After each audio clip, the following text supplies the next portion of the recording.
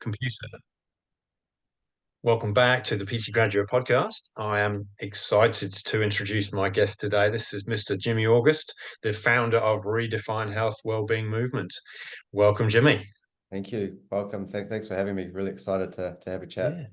Yeah, no, I'm very excited. Last year, I spoke to Tash Columbus, who also won the award that That redefined. Tasha's training.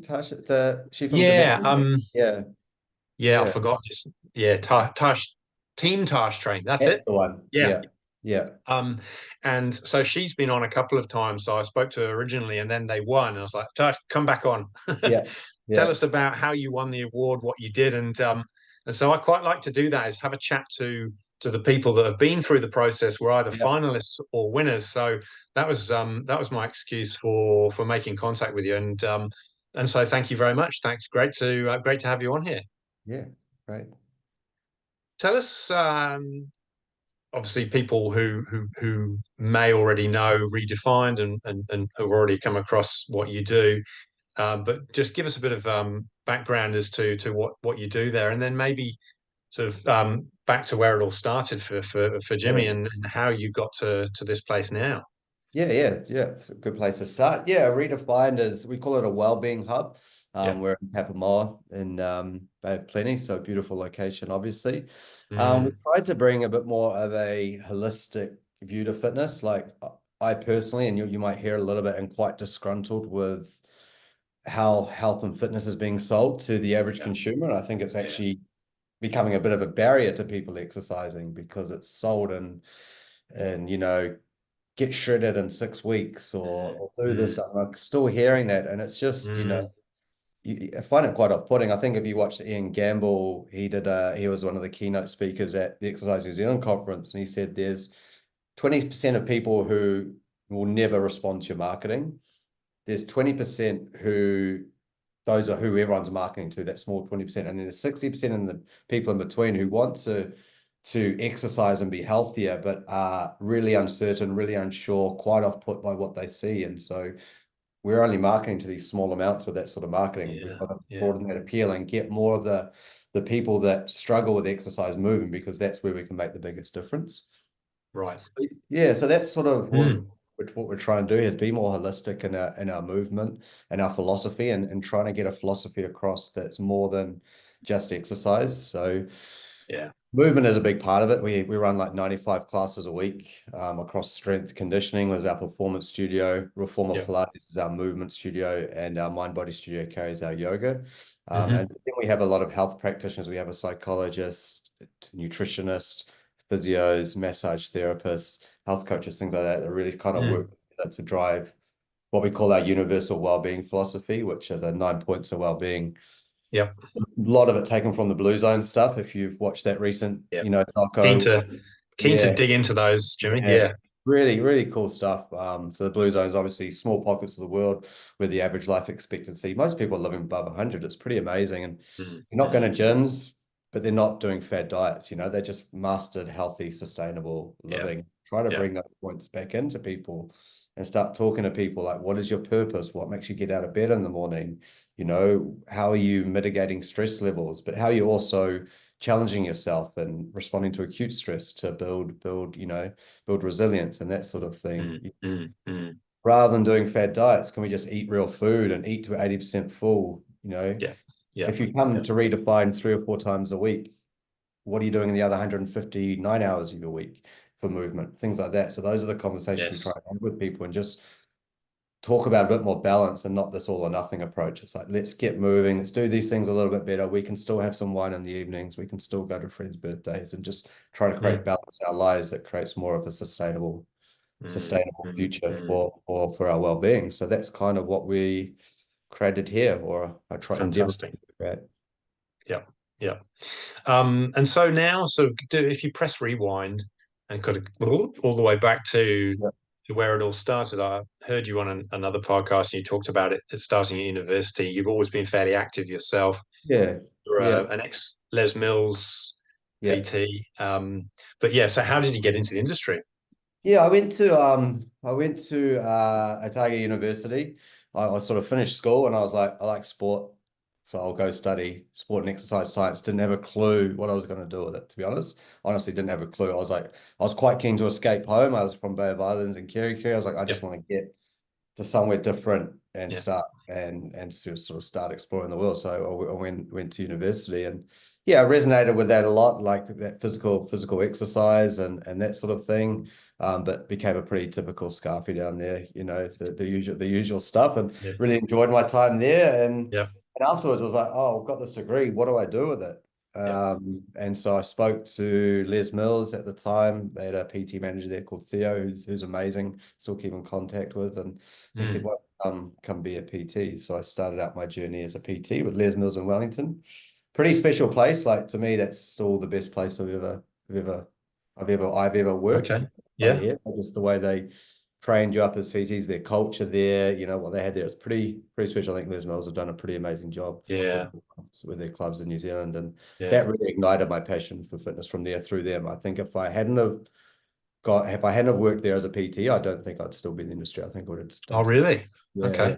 I think just Interesting. in the way that the staff culture there, like I've worked at a lot of gyms across the world where you come in as a PT and not the PTs there don't want to be your friends. They view you as competition. Whereas there, I was like, as soon as I walked in, the older PTs put an arm around your shoulder. They start helping you, coaching you. Because remember, you're 21, 22 years old. It's like, Mm. oh, go Mm. run your business inside of a gym. You don't know how to run Mm. it. You Mm. don't know how to generate leads. You don't know how to sell yourself. You're just winging it, even though you've been Yeah. given some training. And the guys there were really awesome at sort of helping you. And, it was a really good culture. We Okay. hang out a lot, yeah, we did party a lot as well, being 20-year-olds. But yeah, they also just, they'd say, come train with me, I'll show you some stuff. And it was just a really amazing environment. And the people Yep. that I train with there now, those coworkers still really close to. So that was Fantastic. how I started in the industry. And then wanted to travel. I went to obviously Dunedin to Wellington. I was like, where next? So I got a one-way ticket to London. Um, Ah. Spending a lot of time there. Met my partner, Yep. Linda, who I think you've met as well, Yes. Yeah. or along the journey, Yeah. and sort of grew that way. Started into some management, like PT manager, went into sales manager, went into club manager, and just sort of climbed that kind of corporate ladder within gyms, Right. and relocated to Australia because just felt the need to get a little bit closer to home and continue that journey there, especially in the PT side of things and PT manager. And then yeah, owned a couple of they're formerly 12 Round Fitness, but you might know them as U-Box now. It's like a boxing franchise, boxing and strength franchise. Okay. So I Okay. had a couple of those, and that really sort of got me into cool. I want to set up my own business, but Mm. I didn't like what I was seeing and how Mm. it was being delivered. And across the Okay. board, really, like a lot of things really were always irking me. Like, why are we doing this? Like, Mm. I've said it somewhere, but like when I was working for a gym, I was like wanting to communicate to members some things like make sure you don't contact people who haven't been in the last 2 weeks. We don't want to remind them that they have a membership. And I was just like, what? What? That's why? They're like, yeah, we let sleeping dogs lie type thing. You know, Yeah. all those things just started to resonate in my mind. I was like, this Right. isn't how, this isn't looking after people. Yeah. This isn't health and fitness. This is just, Yeah. yeah, Yeah. Yeah. it's a numbers game. So yeah, Mm. that Mm. really sort of pushed me towards, maybe it's time you do something in your vision and what your values align to. And I suspect that just that experience of how powerful the culture from Les Mills was, Yeah, and the frustration of certain elements of the industry are kind of they part of the recipe for what's created or yeah, what you have created in the yeah. redefined culture. Yeah, exactly. Yeah, culture and values and philosophy are so important for us. It's Mm, mm, yeah, really, really important. And you have to have your team aligned to them. Otherwise, you're just a whole lot of people doing different things under yeah, one roof. yeah, yeah. And that's not an easy thing. It's easy to say that, but it's not necessarily an easy thing to do because everyone's got their own ideas. I mean, they have Yeah, to really want to buy into that, and I yeah, suspect it's probably selecting the right people. But yeah. um, Crucial how have part of it. you been able to sort of make that gel so that those people you have got on board really do buy into the philosophy? I think yeah, I've done a lot of recruitment in the fitness industry, and it's having an eye for Yeah. talent, but it's also Mm, having an eye for people who want to be on the journey. Like we had this saying when we first started, the fitness industry is full of ego. There's a lot of people who are like, this is my way of training, and should be the only way that you train. And it's not the case. There's millions of ways to move, and there's all sorts of ways. So we Yeah. sort of said when I was recruiting people, they can't have that ego. They can't have that set way of this is the only way to move. Because if Right. you're under my space and you're a strength and conditioning coach and you're telling people not to do yoga or do Pilates, you've Mm, ruined mm, my model. So you have mm. to be on board, and you have to be participating in those yourselves. You have to believe in yoga and believe in Yeah. Pilates, which is quite hard because the industry gets very niched where it's like, Yeah. So I'm this, I'm Pilates, I'm yoga, I don't do that. So that was yeah. quite a Yeah. challenge. And Okay. we have moved people on who haven't found that, who might have been too like that because you're not, Yep. this isn't what we do. If you're telling someone not to do another class because you might not believe in that training, you're not under that. So the Yeah. Okay. recruitment is massive, and I'm really looking for people who have that holistic view of fitness and have life experience. Right. Been in the game for a while because Yeah. you just can't buy experience in our industry. Mm, I think mm, it's one of the most important mm. attributes in coaching. Yeah. Um, and day to day, I mean, you can create your visions, your missions, your purposes.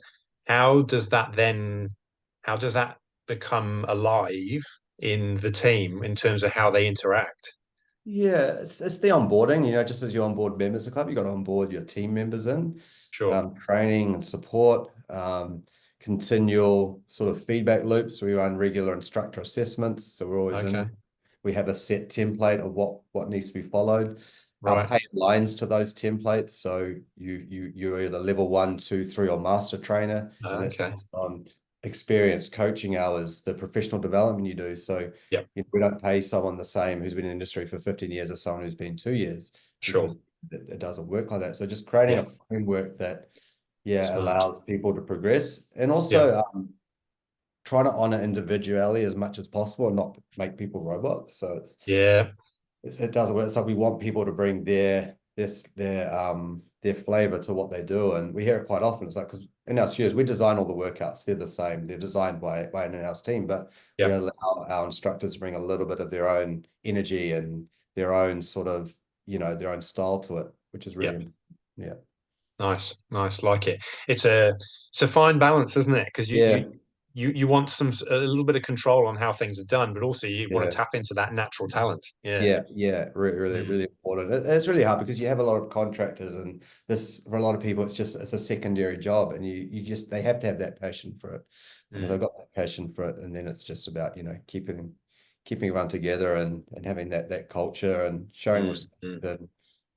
and giving respect as well. It's really important. Yeah.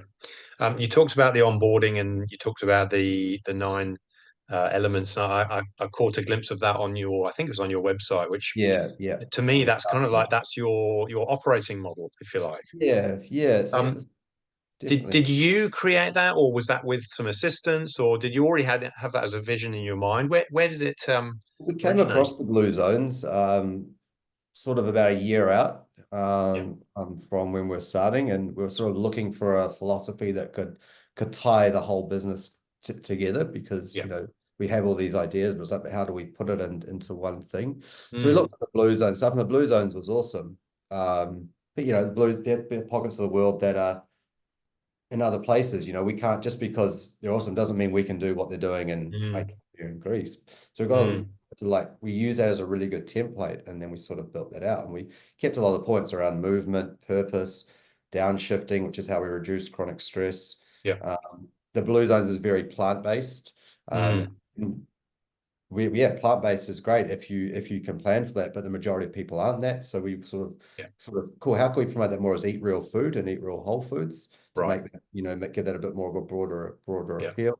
But yeah, then we started to look at things like balance, creating that balance to our lives. We brought that in mm, as one of our points. Embrace challenges, building resilience. That was something we've always been passionate about, mm, because I feel when you're in that mindset, you'll then become what I call a proactive person, not a reactive person. I mm, see a lot mm, of stressed out people are reactive. They just make bad situations worse. And they're always like, why is this me? Why is this always happening to me? But people who are resilient, people who are sort of reasonably on top of their stress, who are overcoming things, have that proactive mindset. Well, I'll make that bad situation better with my mm, reaction to it. mm. So that's something really impart on staff, especially, is that your Yeah. reaction to every situation determines the next step of that. And Yes. it's Yeah. super, super, super important. Yeah. And very passionate about the environment. And yeah, again, very frustrated at where the world's going with that. Mm. So we create this thing, we call it the bigger picture, and we all make, if millions of people make millions of small choices, it will change the bigger picture. So if we can take more collective responsibility for what we're doing for the future. So that for us, that's me, that's just driving an electric car and making Redefined a paperless business. There are two small things Ah. that Yep. I can do. Now, what are two small things you can do? And if we all do that, well, Sure. then we will actually change the outcome. So Yeah. it's a Yeah. really big philosophy for us. And that's a philosophy for the business. So cool. How can we look after the environment? We've got World Earth Day coming up, and we're going to try to get as many members as possible to plant a tree. Little things like Oh, that nice. Yeah. do that align with those philosophies. I like it. So that's where it's more of a movement. That movement element comes in. Yeah. It's how do they live their lives outside of Yeah. the Yeah. gym Yeah. environment, the Yeah. facility. Yeah. It's That's really, right. I like it. Yeah. Um, so with those blue zones, with that sort of that focus on those elements as part of the business model, how do you do sort of education sessions, or is it more casual and sort of day-to-day interactions and educating your Yeah, clients? it's a big part of our onboarding process. So that where we do a universal wellbeing check-in when we have someone come on, and we go through those 9 points. So we're like, let's check in on each of those. Okay. And then it's regular workshops, things like that align to those things. Like we're having Yeah. a sound healing workshop tomorrow, which is great Mm. for regulating your chronic stress, that sound Mm. frequency. So all those little things tie into that. Okay. And it's, Okay. it's on you walk into our building, you walk in reception, it's on the board there. You can't miss it. Yeah. Ah, Yeah, so yeah. it's front and It's a center big, every time. big, big mosaic on our wall. So yeah, and Gotcha. that's always talking about those points with people. And I'm Yeah. struggling with Yeah. my nutrition. Well, are you eating real food? Are you eating to 80% full? It's those sort of conversations that you have. Yeah. Yeah. Yeah. What do you, I've been here 3 times this week. What have you done any other movement? Have you gone for a walk? Have you gone for a swim? Or what else are you doing in your day-to-day life to increase your movement? Because we all know Sure. that incidental activity is the lack of incidental activity is what's causing our obesity Yeah. if it's in Yeah. the West. Yeah. Yeah. Yeah. Yeah. Excellent. I love it. Um, you were, I guess it probably was unfortunate timing, but I noticed in the notes that you opened your facility in 2020.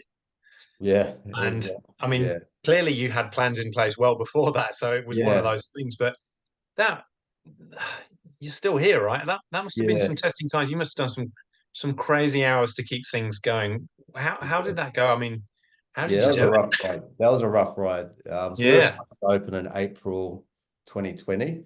Yeah. I'd sold my franchise businesses, or I'd had them under contract Yeah. in Australia for late 2019, Yeah. expecting to receive that money late Mm, 2019. Big part of that was to fund Redefined. We'd already paid security deposit, the building yeah. plans were in place, they'd already started building. Yeah. And then COVID came along and the people pulled out of the sale of those businesses in Australia. Shit. So all of a sudden we're left with like a $250,000 hole, and we've already got a Mm, building built. mm, No one's lending anymore because like COVID's come on. We're not going to lend you money. So all of a sudden you're trying to like leverage, like find every cent you can because you're already committed to the yeah. building. You Yeah. can't you can't you can't get out of it. It was Jeez. Yeah, that was some hard times. It was Yeah. yeah, I worked mad hours, and it was like it was just I just had this motto.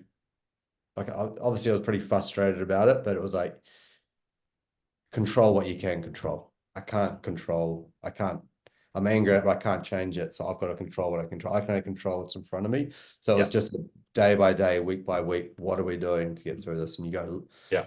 opened after that first lockdown, we're like, cool, hopefully this is the end of COVID, but it wasn't. You had the next set of lockdowns. The Yeah. mandates were really tough for us because as a very holistic facing business, there's a lot of people who naturally, and that's fine, we're very hesitant towards a vaccine. And that's, and I, Yeah. and yeah, I'm either way on that. You do what works for Yeah. you. So then that being forced upon us mandates, which we don't fundamentally, Mm, mm, aren't part of our philosophy, having to deal with that. And it was mm. a very challenging time. And it was just one foot in front of the other, and trying to keep staff engaged because everyone's freaking out. It was just a Yeah. crazy Yeah. time. Yeah. It was weird. Once that mandate sort of dropped in March and was sort of we're over, like cool, the world's going back to normal. It's just we Mm. haven't back since there. It just Yeah, Really we've just been in a continual phase of just kicking goals and awesome. moving forward from there. Yeah, yeah, And now I'm back to sort of what I would call a regular healthy work week. Where my good. stress levels are at a good level. But it was tough. Like I don't think Yeah, I definitely pushed myself to places I didn't think I'd be able to. Yeah, right, like right, right. mental resilience. Yeah, It certainly sounds like that tenacity yeah, was probably one of the big reasons that you got through where a lot of businesses fell yeah. by the wayside. Yeah, yeah, Yeah. it was just just resilience. I think again what we're talking to people about. You've got to go do it yourself. You're a great example, right? I mean, that's one of the ultimate tests from a personal and a professional point of Yeah, view, and you've proved that you can get through it, and a shining example to your clients, right? Who yeah, will yeah, have testing times, and it's a story you can share and yeah, yeah, give lots of advice to because you've lived yeah, it. yeah. And we've got an amazing amount of members who've been with us from day dot for 3 years, and Yeah, I've seen that. And they're like, it's awesome. You guys are still here and yeah, still going and yeah, yeah. still kept us And I motivated. think because you managed to get through, you were well positioned for things to go well when we Yeah, were back to yeah, whatever normal is. yeah, Um, yeah. We're getting and there. We're and still. I think the silver lining with COVID is people have realized just how important their health is. It's Yeah, probably gone up the yeah, pecking order a little yeah, bit in terms of yeah. priorities. It's gone up in terms of priorities, but then the cost of living pressures has then been like, I want to be fit and healthy, but fit and Yeah, healthy has a yeah, cost attached to it. yeah, And that's been what we're seeing at the moment. And that will yeah, ease, yeah, you have periods of inflation, you have periods of good economies, bad yeah, economies. So yeah. it will go forwards. But there is definitely a shift. I feel personally I'm starting to see that shift of people starting to look at their health and exercise as medicine. It's something we're really passionate. Mm, It's like mm, what you're doing here is preventative medicine. The more you do now, the more you move, the more you look after yourself, the less you're going to need to spend on yourself later in life. And yes, it's something that's yes. starting to resonate. And I'm seeing it a little bit like when I went to the exercise conference that, that shift is slowly happening in the fitness industry, slowly away from aesthetics to Mm, mm, to medicine prevention. mm, They can go hand in hand and they can complement each other. But think about 10, 15 years ago, the only reason to go to the gym was to look good, right? And that's how it was promoted. Think yeah, about it. Think yeah, of all the marketing that came through, and what we've all been instilled. Whereas now we're starting to see a little bit more of that holistic approach. But yeah, but again, I still see far too much of that clickbait, yeah, yeah, yeah. which Still there. I think it's still which will hinder our industry the more we see of it. I see that was your motto for 2023. The whole exercise is preventative medicine, Yeah, yeah, and I like your 2024 one. Feel good to look good. yeah, yeah, The whole starts inside, yeah, finishes outside, yeah, and it's the opposite of how we've been sort of controlled or how we've yeah. been fed It to is. think It is. previously, isn't it? Yeah, yeah. You can't. Yeah, people. Yeah, it's massive. It's just the fact that we've done it the other way around. You think that if I have a six pack, I'm going to feel good. So not well, not really. Like you might feel a little bit better, and maybe when you take some photos of your shirt off, but it's not really who you are on the inside. So it's really getting people to think about that. And if you're feeling good, if you're sleeping well, and your stress is down, you're eating the right food, you got lots of energy, you're going to make better choices, you're going to start to move more, you make those better healthy choices, you eat better food, and then you will get that byproduct of looking good. But focus on the feeling good and the habits first. Yeah, yeah, yeah. Yeah. I couldn't agree more. I have a very similar sort of thought pattern around the industry. I think to you and some of the influencers and the social media Yeah. rights who the types of things that they're putting out there. There are a million experts and none of them are Yeah. qualified. Yeah, exactly. It's the hardest part of it is the biggest problem with social media, that it's uncensored. It's Yeah, no there's no control of what's put out there. People can say anything they want and advertise anything they want and say anything, and people might believe that if it's sold to them well enough. mm, And there's no science behind it, and I think that mm. that is the biggest Yeah, challenge with social and media. it's almost like, well, look at the number of followers. That's credibility, and Yeah, and, yeah, and it's just not. it's not, no. No, it's yeah, one thing we're Frustrating. really big on here is, everything has to be backed by science. There has to be a Yeah. science. Yeah. Our Crikey. nutrition, we've got a really awesome nutritionist, Kylie. I think you might know her, but Oh, yes. Yeah. yeah, really everything, Mm, science-based, if there's not, if it's mm. not scientifically proven, well, we're not going to tell you, it's Yeah. that sort of Yeah. thing. It's so important. Great. Awesome. A couple of other things I noticed when I was reading through was that you got some support, you got some help with that sort of the whole branding side of things. Mm. You got some support from a business side of things, and also Mid. So she came and gave you some support and some help as well. And Yeah.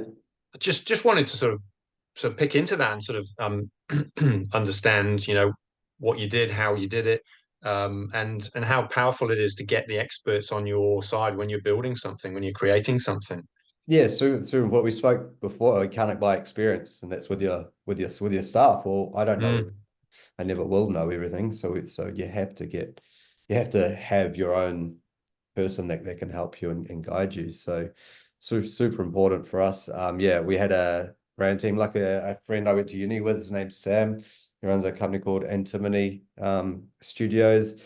They did our brand work, and because he knew me, knew the values, and knew what he wanted, they were able to bring it to life, and it was quite amazing ah, the work that right. they did. Yep. Really, really awesome. It wasn't something I was going to do, to be honest, because running short on cash, it is a big investment, but Mm, it was well mm, worth. mm. We had some really good mentors, Jerry from Revel and Armor Fitness. He looked over our first business plan, gave us a lot of good, and did a few sessions with him. We're still in Yep. touch. Reese Yep. on then we did a lot of work in that pre-opening phase, really refining the model, refining the pricing, refining, things like that. And Yep. then Yep. Mid was awesome just for bringing that cultural stuff. Mm, So we did mm. a couple of sessions with her and kept in contact. Okay. And she actually was quite helpful to us, just giving us free time, her own, just someone just to talk to during those COVID rough times where you're just like, Mm. what do we do? What do we do? She's like, just give me a call. Let's just chat. She was really Fantastic. supportive, and, still in touch with those guys. And all three of them, I think, are real shining lights for fitness in New Zealand in their own different ways. Yes. Yeah. Yeah.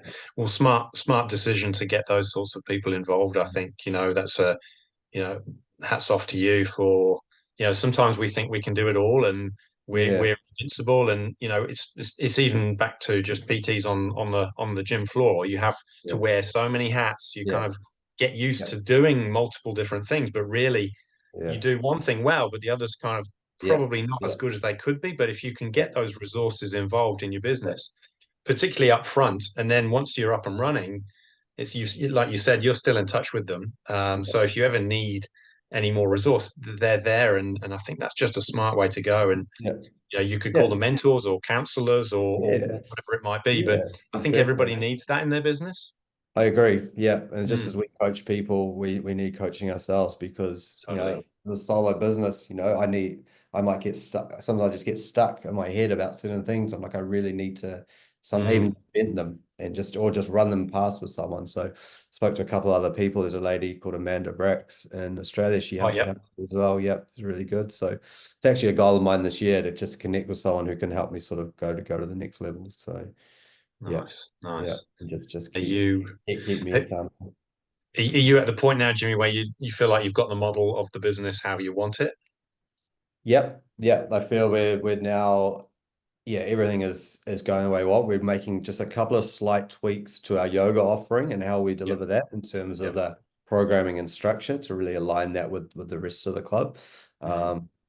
Um, yeah, but it's now the model is pretty much solidified in terms of how we deliver it. It's now sort of, yeah, it's good, but we're in the industry where everything always needs to innovate. If we can't, in 2 years' time, we're not going to be doing the same as what we're doing now. Like there'll be different Yeah. classes and different offerings and different things. So you always got to be innovating to keep Mm. things Mm. fresh, so that never stops. Sure. Um, but now we can sort of now start looking at where do we grow the business in other ways, and that's sort of where Okay. my focus Okay. is now coming to this year.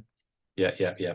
One of the questions in the back of my mind that I didn't write down is Papamoa. Is there a particular reason why that location? Yeah, I love surfing. I want to live by the beach. Yeah. So that was that when we're in Australia, my partner Link and our two kids, I was like, look, I'd love to move us back to New Zealand. And there's a fair bit of resistance from Lenka. My partner's from Czech Republic, Yeah. and I sort of convinced her to move to Australia, leave her family behind. And so that was a pretty big challenge. And I was like, look, can I drag you to New Zealand now? And she was well set up. She just got set up in Melbourne, made her friends, had a good job. And I was like, let's go to New Zealand and we'll start a business Again.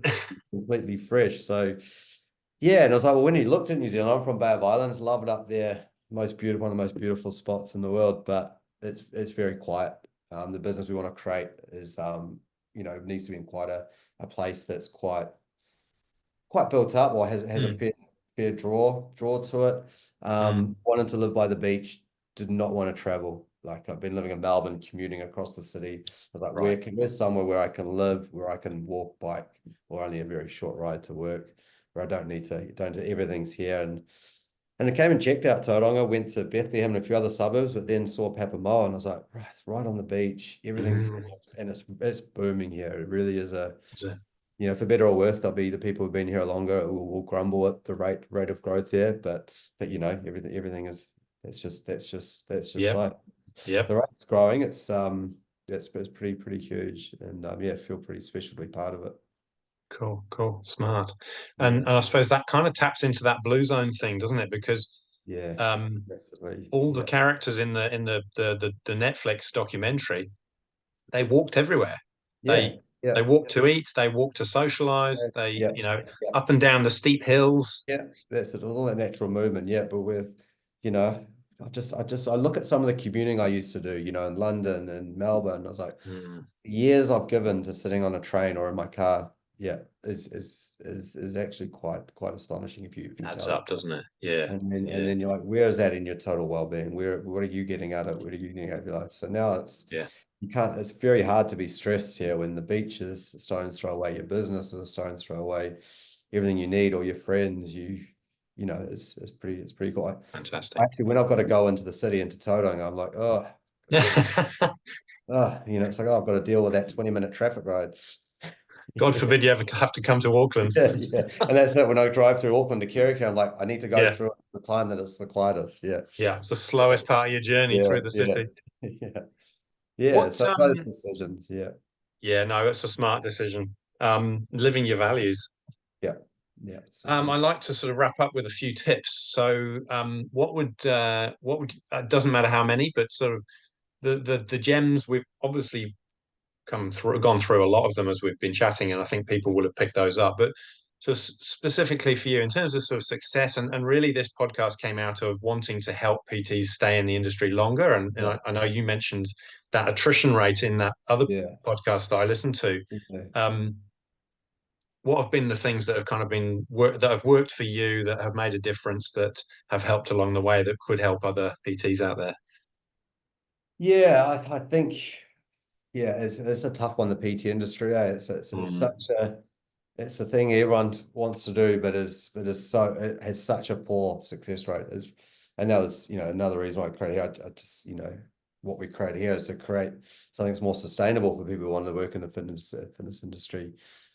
I think about the tip I'd give younger PTs if I was looking back what I did now is this really 100% what you want to do for the rest of your life? Like really tune into that purpose. Like what are yeah, you doing this for? And is this just a short-term thing? But if you don't see it beyond 5 years, is it really worth putting all that time and effort into? The other one is resilience. And I think a lot of yep, people struggle with resilience. I came from an upbringing which, I can't complain about, but taught me resilience. It wasn't always easy. So I think sure. that was ingrained from me from a young age. But you have to be resilient, and you Mm, have to be able to overcome the hurdles. I see a lot of mm, people let the hurdles overcome them, and it really you can right, see it. It's like if you don't overcome that, you're not going to progress. So that resilience is super important. And then if sure. I'm going to give myself a tip back then, it would have been to get a mentor. If I had got a mentor in my days as a PT, I would have been far more successful. I did okay, and it was a fun job, a great job. But man, I wish I'd had someone just to sit down and make a business plan with me and help guide me through that. I think I would have, you know, would have been a lot different. But then you learn from Yeah, everything. So, yeah, what then let myself maybe works for me now. But that was something that if you're a new PT, get a mentor Mm, and work with mm. them weekly. Is that something that worked well in that Les Mills environment? Because you've got a PT manager, do they automatically become your mentor, or do you Mm. think that that's a different relationship and you probably Uh, need I think someone it needs to be else? different because I've been a Okay. PT manager and that club at Les Mills had something like 70 personal trainers or something. 70. Imagine for, no, it wasn't that. Yeah. It was definitely above 50. But imagine if Yeah. you're one personal trainer, you've got 50 PTs. How can Yeah. one personal training manager be that? And even when Yeah. I was PT manager, I was running 20 PTs. I Yeah. struggled to be there for all of them. So Okay. your PT manager is there to facilitate the journey, but there's only so much they can do. Sure. And they're trying to look after other people and also balance the needs of the business because Mm, half of their job as a PT manager is to meet the targets they've been given by sure. the business. So Yeah. I would be looking at how that, yeah, as to how you could find someone who could help you create a clear business plan and give yourself a clear niche and point of difference in what you're doing. Because my biggest mistake as a PT was like, I can do everything. I'm a sports conditioner. I can do weight loss. I can do injury Yeah. rehab. And Yeah. I was, was it jack of all trades, master of none type thing. Yeah. I think you should Yeah. really differentiate yourself. I mean, this is what I specialize in. Yeah. Yeah. Yeah. I like it. Fantastic. Well, that's awesome. I've scribbled those down and I'll put those into the show notes. Thank you, Jimmy. It's been a great opportunity to find out a bit about Redefined. I saw your vehicle in the car park at conference, and I was like, that rings a bell, and I'm not sure. Yeah. Why do I know that name? And I just kept Yeah. Oh, kept that's walking good. past it, going, "Oh, I Yeah. need Yeah. to dig No. this one out." So, Brand presence, eh? We're oh getting yeah, oh yeah, there. you're all over it.